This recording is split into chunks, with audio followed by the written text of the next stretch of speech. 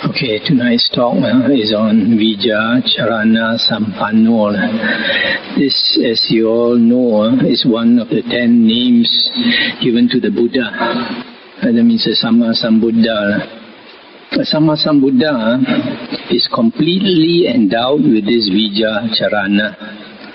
But other Buddhas, like Pacceka Buddha and Arahant disciple, they have Vijja Carana, but they are not completely endowed.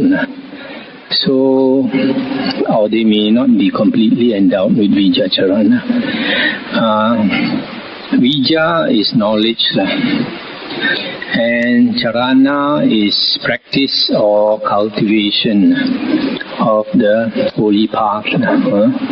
So when you practice Carana, the cultivation part, the result is Vijja, knowledge. So now I will explain these two things.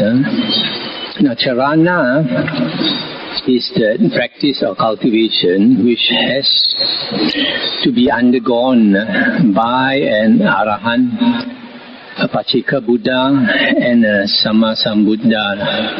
All of them have to practice these things completely, these three things completely. Sorry, these 10 things completely. There are 10 items in this Carana, and anyone who is enlightened has to completely practice these 10 things. Now the first one is Sila. Sila is moral conduct. And you can say it is Aryan Sila. Not an ordinary layman Sila, Aryan Sila. And Aryan Sila comes from looking at this Noble Eightfold Path. We know that the Noble Eightfold Path consists of 8 factors. And these 8 factors can be said to consist of 3 sections: Sila, Samadhi, Panya, moral conduct, concentration and wisdom. So in the Noble Eightfold Path, there are 3 factors out of the 8 that constitute Sila. The first one is right speech. The third factor, right speech. Then the fourth factor, right action. And then the fifth factor, right livelihood. So these 3 constitute the Aryan Sila. Now the right speech consists of 4 things. The first one is not to lie. The second is not to engage in malicious tale bearing. In other words, if you hear A talking bad about B, you don't go and report to B what A said. If you do report to B what A said, then B will come and quarrel with A and maybe fight with A. So if we don't practice malicious tale bearing, then we encourage unity rather than discord, disharmony. Then the third item in right speech is not to engage in coarse or vulgar speech. In other words, not to speak very loudly, very coarsely. We use gentle speech instead. Then the fourth item in right speech is not to engage in idle gossip, not to engage in idle chatter, which is time-consuming, wasting time. So these 4 things constitute right speech. Not to lie, not to engage in malicious tale-bearing, not to speak coarse words, and not to engage in idle gossip.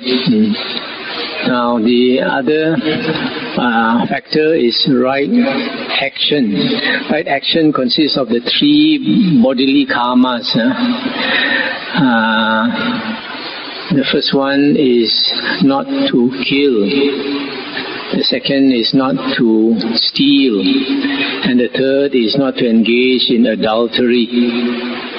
So abstaining from the three evil body karmas, that is right action. And then the third factor is right livelihood.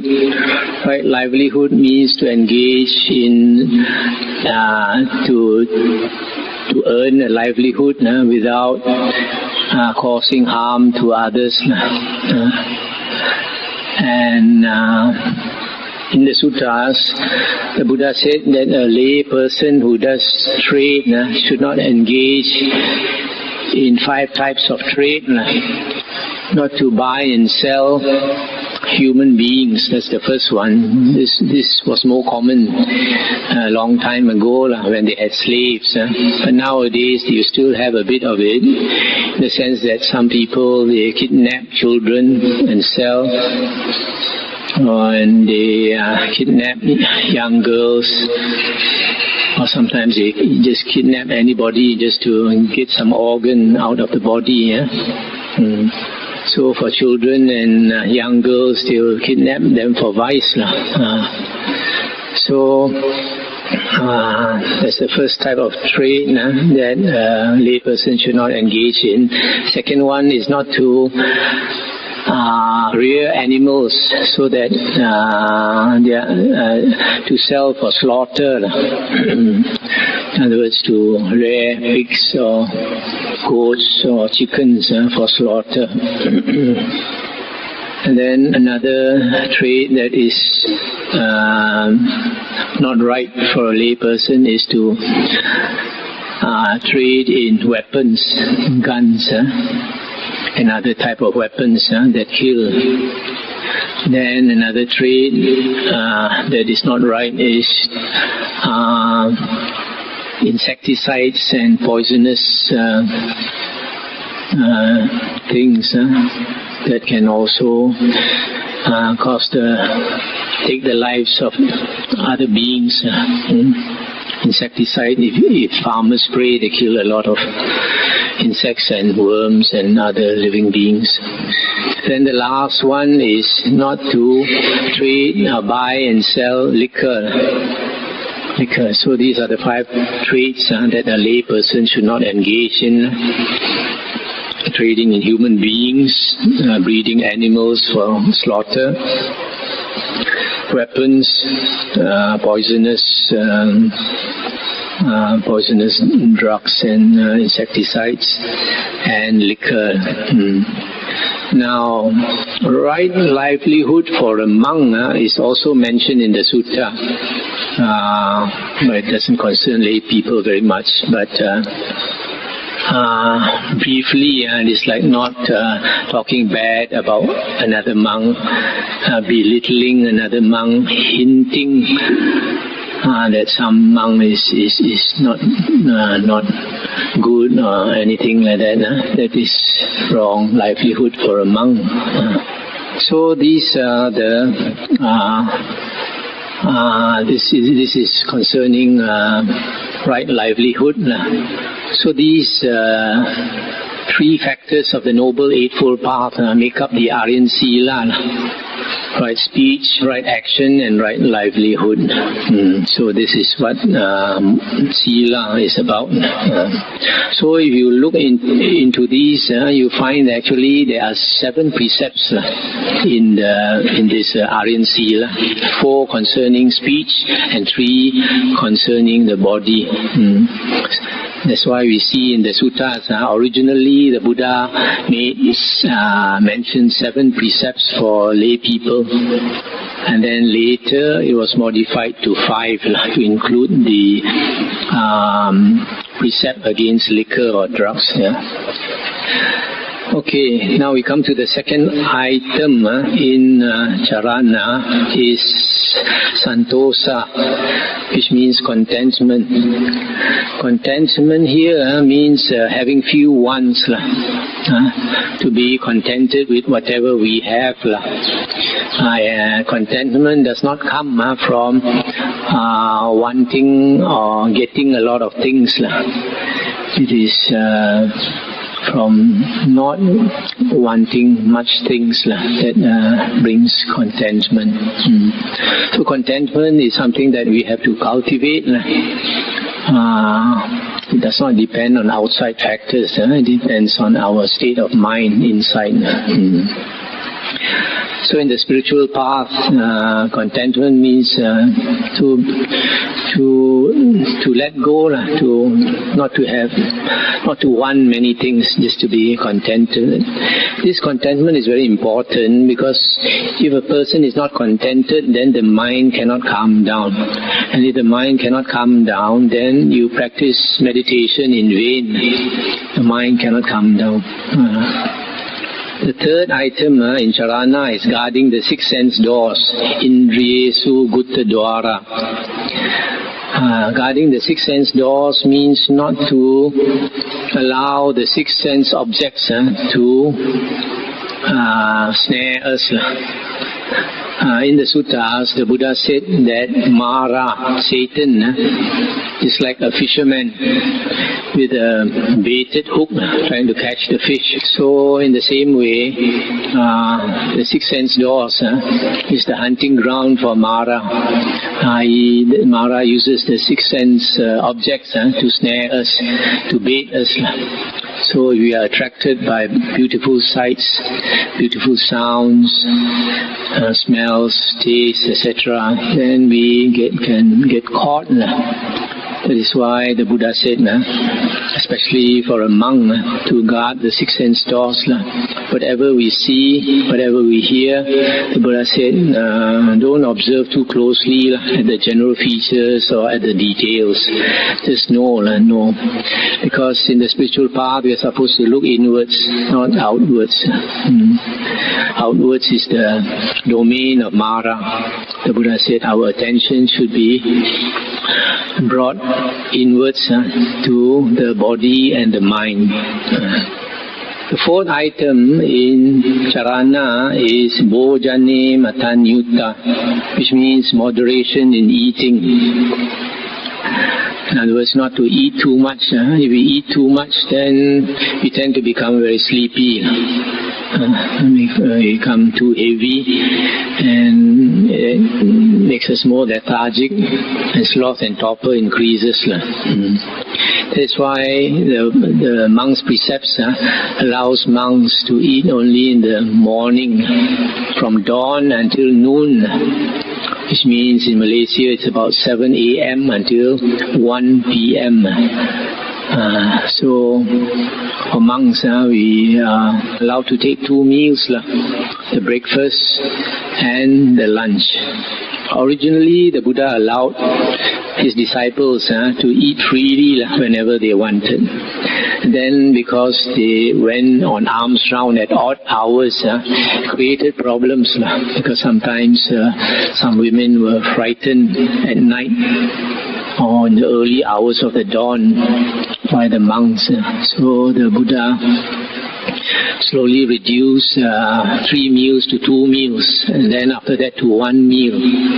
But some monks complained, so later the Buddha allowed them to eat 1 meal and to leave whatever food left over. They could eat it again as long as it was before noon. So in other words, a monk could have 2 meals. So that's why lay people who practice keeping the 8 precepts also eat only in the morning, early part of the day. The fifth item in Charana is Jagarya Nu Yoga. This translates as devotion to wakefulness. Devotion to wakefulness means striving to keep awake all the time. This is not easy, because most of us, we have to sleep. But the Buddha encouraged his monks to sleep less and less.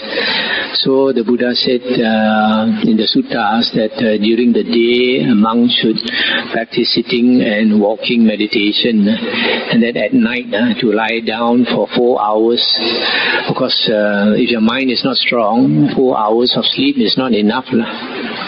But that is the ideal initially. And then if a person progresses in his meditation and the mind gets stronger, then he can sleep less and less. And if he can maintain his mindfulness and his recollection, sati sampajanya, then if he is progressing well enough on the way to arahanthood, if he has attained the 4 jhanas and the mind is so strong, then only can he keep awake 24 hours a day. In the monk's Vinaya, arahant cannot be blamed for any wrongdoing, because the Buddha said that an arahant has sati 24 hours a day. Sati is recollection. Some people translate it as mindfulness. But it is not a general mindfulness. It is a specific mindfulness on whatever object he puts his attention to. So you can see if an arahant is mindful or collected 24 hours a day, that means he has to train himself to maintain that state of wakefulness 24 hours a day. So this is the 5th item in Charana. So it's something that's not easy to do, to keep meditating and making the mind stronger and stronger, and then only can we maintain our wakefulness. The 6th item in Charana is Satta Saddhamma. In many books, if you look for this explanation of Charana, you will not find this item number 6, 7 good qualities. But because I have compiled this list from many suttas, and so I have included it because it is one item mentioned in the Majjhima Nikaya. So 7 good qualities that we should cultivate on the spiritual path. The first one is Saddha, having faith in the Buddha, Dhamma and Sangha. Faith, you could say, also is unshakable faith. Believing that the Buddha is enlightened, that the Dhamma he teaches is the truth that will lead us out of the round of rebirths, and that the Sangha, monk disciples are practicing the good way, and they can show us the Dhamma.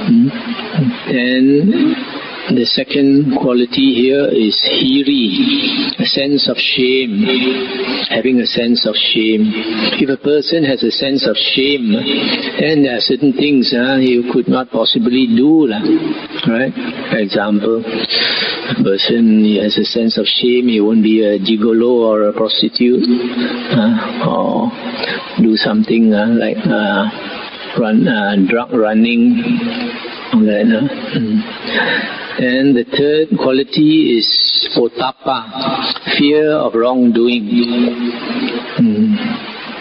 To fear the consequences of doing wrong. That means understanding samkama vipaka.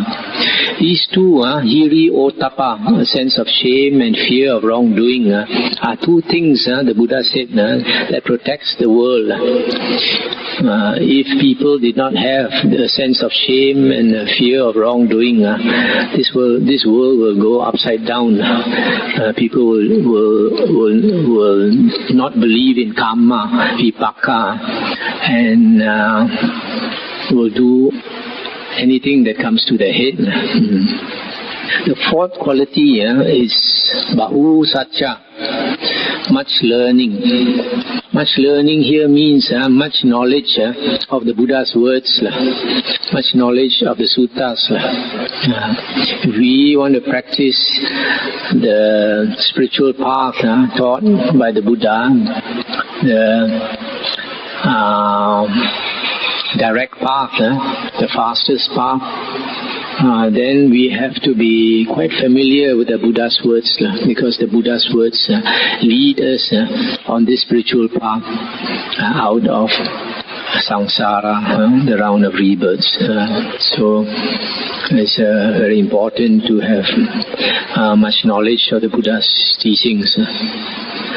The fifth quality is effort, virya. Virya, effort to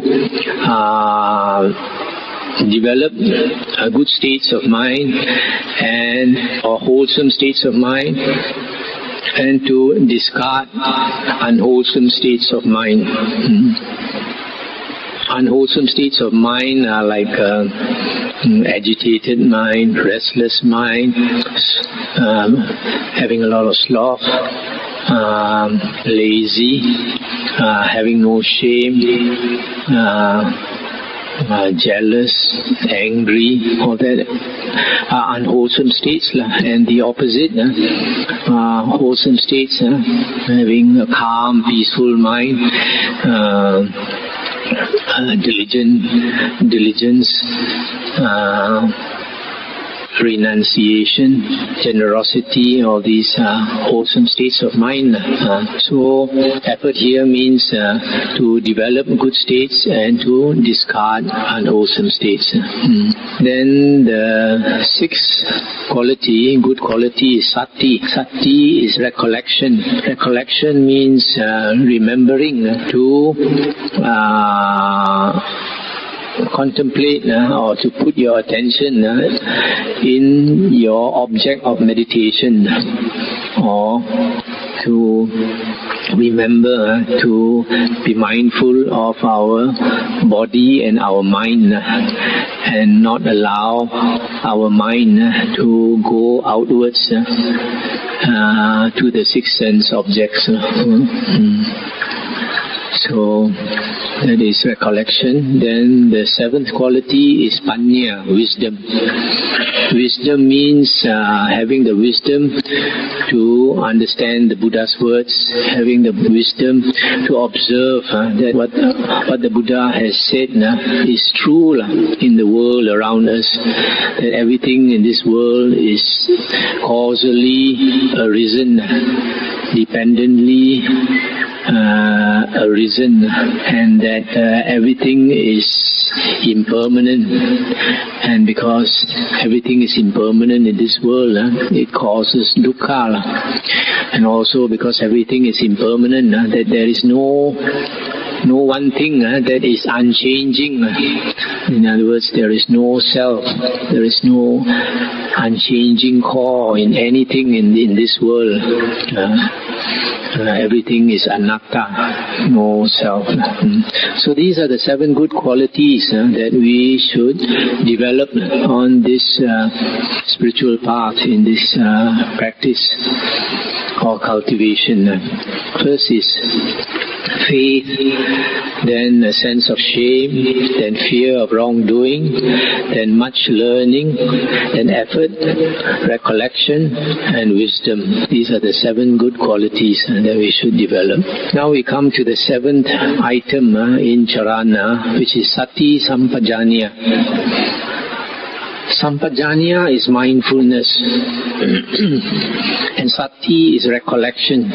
So this is mindfulness and recollection. Mindfulness, we practice mindfulness, it helps us to develop sati, recollection. And mindfulness also, mindfulness here is not general mindfulness. General mindfulness we all have, or we all need, because general mindfulness, if you don't have, you can get into accidents. For example, if you are walking on the street and you are not mindful, you can bump into somebody, or you can get run down by a car, or you can fall into a drain, etc.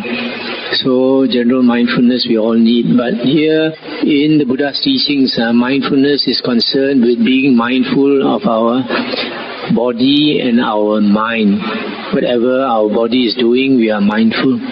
Whatever our mind is thinking, we are mindful. So that is the mindfulness in the Buddha's teachings. And sati is recollecting, remembering to put your attention on your object of meditation.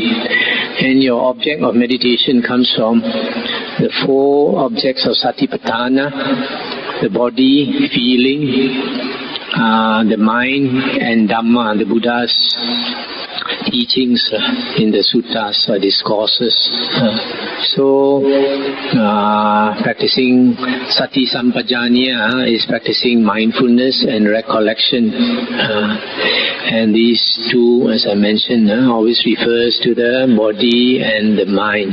The eighth item is viveka. Viveka is seclusion. And this seclusion is the start of a serious practice, because seclusion, another word you can use is aloofness.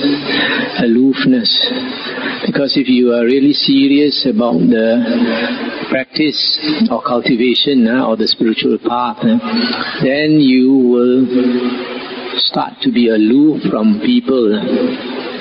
There are two types of viveka here: kaya viveka and chitta viveka.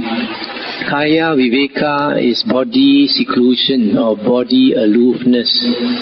So if a person is intent on the spiritual path, then slowly he becomes more and more aloof from his friends, from his family members, and he goes inwards. He is more concerned with his practice, and he doesn't keep constant contact with the world, with friends and all that. And that is letting go.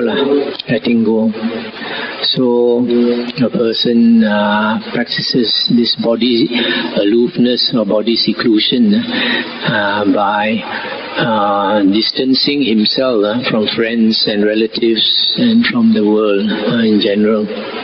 So in other words, like he's less interested in what's happening around the world, in watching TV, in looking at newspapers, etc. Now, if a person is in a monastery where he has to be in contact with other people, then when he practices kaya viveka, body seclusion or body aloofness, it means that he doesn't talk so much with other people, although he sees other people around him and there is contact. He keeps his talking to a minimum. He doesn't engage in idle gossip with people around him. So that is still practicing kaya viveka, body seclusion. Now, chitta viveka is more advanced stage. Chitta viveka means mental seclusion. Mental seclusion means he cuts himself off from the world. In other words, he spends most of his time in meditation.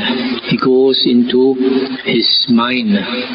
And he's no more interested in the world around him. So you find it's like some of the Buddha's disciples, they're so serious about their practice that in the morning they go on alms round, and then when they come back from alms round, they go back to their kuti. They take their meal. After they take their meal, then they lock themselves inside their kuti. They don't want to see anybody. They don't want to talk to anybody, and they meditate the whole day, and if possible at night also. So this is chitta viveka, mental seclusion, where he's totally not interested in the whole world and people. Now this seclusion viveka is a condition or a precondition for the next item, number 9 in Charana, which is Nivarana Pahana, abandonment of the 5 hindrances. Abandonment of the 5 hindrances means that a person has attained Upachara Samadhi. Upachara Samadhi is threshold concentration or assess concentration. That is that type of concentration quite near to jhana. When a person attains this type of concentration, the mind stills down and he experiences bliss, and then a light wells up from within him. Light wells up from within his body. He can feel a brightness coming forth. So when that happens, then the 5 hindrances are reduced. And after he has that experience, then he will notice that his anger and his lust has come down considerably. These two things, anger and lust, is part of the 5 hindrances. Why? Because if a person has attained such a peaceful state of mind, assess concentration or threshold concentration, then he doesn't like to be agitated. So sometimes there is reason for him to get angry also. He's not inclined to get angry because he likes that peace of mind, likes to maintain that calmness within. If a person gets angry, then that calmness will just break and go away. So this is number 9, abandonment of the 5 hindrances. When a person abandons the 5 hindrances, then the mind is free of the 5 hindrances for some time. And if the 5 hindrances come back again, he can abandon the 5 hindrances again easily by regaining that state of assess concentration.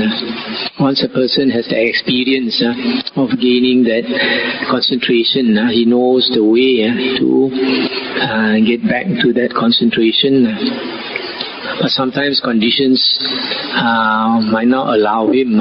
Then when the conditions allow him, then he can get back to that state. And the 10th item under Charana is attainment of the 4 jhanas. Samma Samadhi. This Samma Samadhi is the 4 jhanas. It is a state of concentration, and the mind becomes very still and very peaceful, and you have these factors of jhana like piti and sukha, delight and happiness, and also one-pointedness of mind. And it has nothing to do with like vipassana jhana. Vipassana jhana is not something taught by the Buddha, and in the Buddha's teachings there is no such word. It's only coined recently by some monks. So the only type of jhana is the samadhi, concentrated type of jhana that the Buddha taught. And these states are very high states, are not easy to attain, and it is precisely because it is not easy to attain that nowadays people don't practice it because they are not able to attain these jhanas. These jhanas are only attained by letting go, practicing aloofness, seclusion from others, from the world. Then only you can attain such high states. Like the 4th jhana especially is very hard to attain, because the 4th jhana, if you attain the 4th jhana, then it's such a deep state of concentration that the breath stops. The breath stops.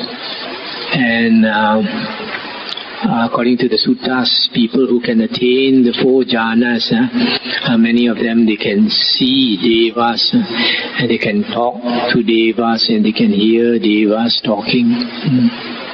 So this is 10 things that make up charana, cultivation of the spiritual path, the holy path. The first one is moral conduct.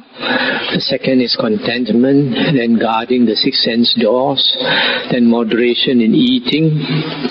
Number 5 is devotion to wakefulness.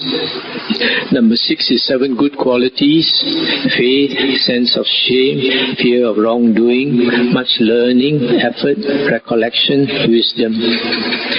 And the 7th item in charana is mindfulness and recollection. The 8th item is seclusion or aloofness. The 9th is abandonment of the 5 hindrances. And number 10 is attainment of the 4 jhanas. So that is charana. And anybody who wants to be liberated from samsara, he has to attain all these 10 things under this charana.